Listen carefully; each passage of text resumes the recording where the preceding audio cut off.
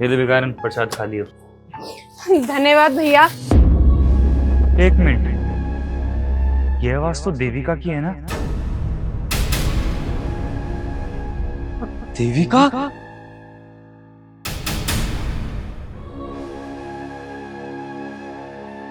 सुनिए, आप BPTP tower number C में रहती थी ना? ये हम वहीं रहते थे, पर आपको कैसे पता? जी, मैं आपको तो नहीं जानता, लेकिन आपके हस्बैंड थे ना सत्यम, वो मेरे बहुत अच्छे मित्र थे, तो मैं उनको जानता हूँ। जी साहब, उनका नाम सत्यम ही था। पर आप कौन हो और ये सारी बातें आप मुझसे क्यों पूछ रहे हो? देखिए साहब, आपने मुझे खाने के लिए दिया, आपका बहुत बहुत धन्यवाद। हम मैं चलती हूँ। अरे सुनिए, रुकिए, मेरी बात सुनिए।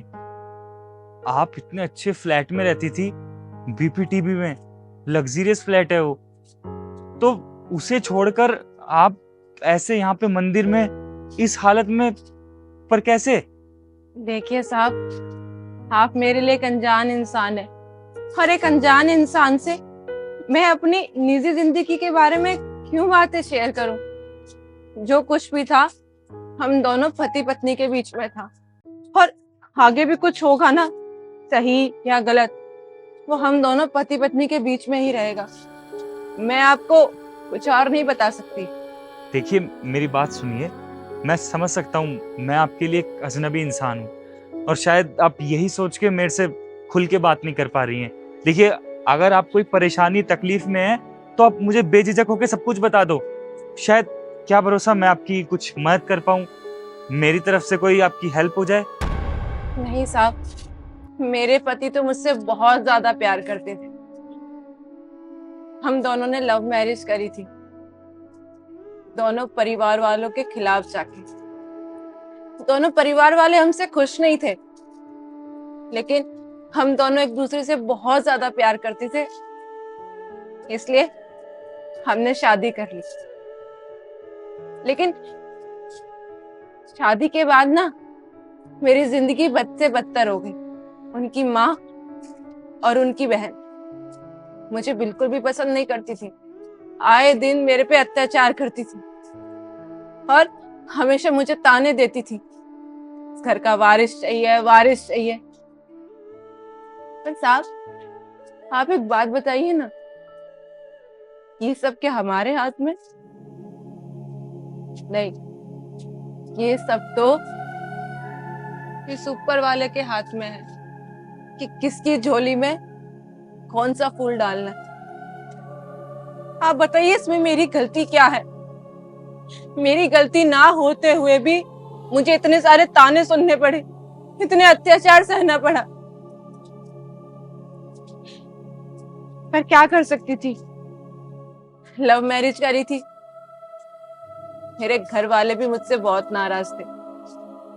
मेरे लिए घर के सारे दरवाजे बंद कर दिए उन्होंने। अपने घर भी वापस नहीं जा सकती थी, और जाते किस मुंह से? अपने घर वालों का दिल जो तोड़ा था मैंने, सजा तो मिलनी ही थी। और देखो ना साहब, सजा भुगत रही हूँ। से कोई भी इंसान मंदिर में आता है, थोड़ा बहुत मुझे खाने को दे जाता है, बस उसी से गुजर बसर कर लेती हूँ। हे साहब, एक दिन मेरे पति को किसी जरूरी काम से ना विदेश जाना पड़ा। लंबा समय लग गया उन्हें वहां रहते रहते, क्योंकि काम बहुत ज्यादा था। और इसी बात का ना मेरी सास और ननंद ने फायदा उठाया, मुझे घर से धक्के देके निकाल दिया। अब बस इन्हीं की शरण में हूँ, इन्हीं से अपने सारे दुख बांट लेती हूँ। सुख तो बचा ही नहीं जीवन में। मुझे एक बात समझ नहीं आई, आपके साथ इतना कुछ हो गया, आपने ये सारी बातें अपने पति को नहीं बताई, और आपने एक बार भी कोशिश नहीं करी कि आप अपने पति से मिल सके, उन्हें ये सारी बातें बता दें? साहब, जो इंसान इस दुनिया में ही नहीं रहा, उसे मैं क्या बताती? मेरी सास और ननंद ने मुझे ये बताया कि जिस प्लेन से वो दुबई जा रहे थे वो प्लेन क्रैश हो गया और उसमें उनकी डेथ हो गई। फिर वो मुझे कहने लगे, जब हमारा बेटा ही नहीं रहा तब तू इस घर में रह के क्या करेगी? हमसे तेरा रिश्ता तब तक था जब तक हमारा बेटा था। अब बेटा खत्म तो तेरे से रिश्ता भी खत्म। और ऐसे ही धक्के मार के घर से बाहर निकाल दिया। इतना बड़ा झूठ।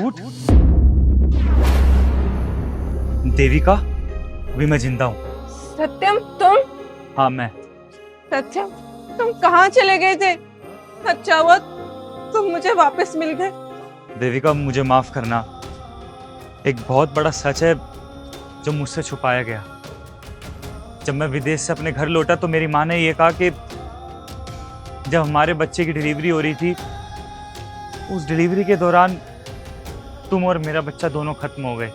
तब से मैं यही सोच के बैठा था कि ना तो तुम रही इस जीवन में और ना मेरा बच्चा। मैं तो तुम्हें ही याद करता रहता था। लेकिन आज तुम्हें देख के सच में बहुत बहुत अच्छा लग रहा है। तुम्हें पता है, तुम्हारे बिना मेरा कोई सहारा नहीं था। जिंदगी बेरंग सी हो गई थी मेरी। मैं तुम्हें बता नहीं सकती कि तुम्हारे बिना मैंने एक एक पल कैसे काटा। एक एक पल 100 साल के बराबर लगता था। बस दिन रात भगवान जी की शरण में ही पड़ी रहती थी। जब मम्मी जी ने और दीदी ने बताया कि तुम नहीं रहे तो मेरे पैरों तले जमीन खिसक गई, क्योंकि इस पूरी दुनिया में मेरा सहारा सिर्फ तुम थे। और जब मेरा सहारा ही छिन गया तो मैं बेसहारा हो गई। पर सत्य, मुझे एक बात समझ में नहीं आई कि मम्मी जी ने ऐसा क्यों कहा। अरे कौन सी दुनिया की ऐसी माँ है जो अपने बेटे को जीते जी मार देगी? किस लिए? कि उसके बेटे ने अपनी मर्जी से शादी की, अपनी पसंद की लड़की से शादी की। अरे माँ ऐसी होती? मुझे तो ये समझ में नहीं आ रहा कि तुम्हारी माँ ने ऐसा क्यों किया। अगर उन्हें मुझसे प्रॉब्लम थी तो मुझसे आके कहती ना। देविका, शर्म तो मुझे आती है कि मैंने एक ऐसी महिला की कोख से जन्म लिया जो दूसरी महिला का दर्द नहीं समझ पाई। अरे मैं तो अपने सपने में भी नहीं सोच सकता कि मेरी माँ और बहन तुम्हारे खिलाफ इतना गंदा षड्यंत्र रच सकती है। उन दोनों की तरफ से मैं हाथ जोड़कर तुमसे माफी मांगता हूँ। हो सके तो मुझे माफ कर देना। लेकिन हाँ, एक बात का वादा तुमसे आज जरूर करता हूँ। अब समय आ चुका है इस परिवार से हर सवाल का जवाब लेने का जो भी उन्होंने तुम्हारे साथ किया। तुम एक काम करो, अभी मेरे साथ घर चलो। चलो। नहीं सत्यम, प्लीज तुम मेरी वजह से अपने घर वालों से मत लड़ाई करो। वो मुझसे पहले ही नफरत करते हैं, और अगर तुम मेरी वजह से उनसे लड़ाई करोगे तो वो तुमसे भी नफरत करने लग जाएंगे। कम से कम वो तुमसे तो प्यार करते हैं। और देखो, मुझे ना तुमसे कुछ भी नहीं चाहिए, बस तुम वापस आ गए हो ना। मुझे ऐसा लग रहा है मेरी बेरंग जिंदगी में ना फिर से रंग भर गए। बस अब तुम मुझे कभी छोड़ के मत जाओ ना, प्लीज। नहीं देविका, उन्होंने जो तुम्हारे साथ किया है बहुत गलत किया है, और मैं चाहकर भी उन्हें अब इस गलती पे माफ नहीं कर सकता। तो उनकी तरफ से कोई सफाई देने की कोई जरूरत नहीं है तुम्हें। तुम अभी मेरे साथ घर चल रही हो, और अभी हम घर वालों से जाके एक एक बात के सवाल जवाब करेंगे। मुझे सुनना है उन्हें आखिरकार तुम्हारे साथ ऐसा करा तो करा क्यों। चलो मेरे साथ।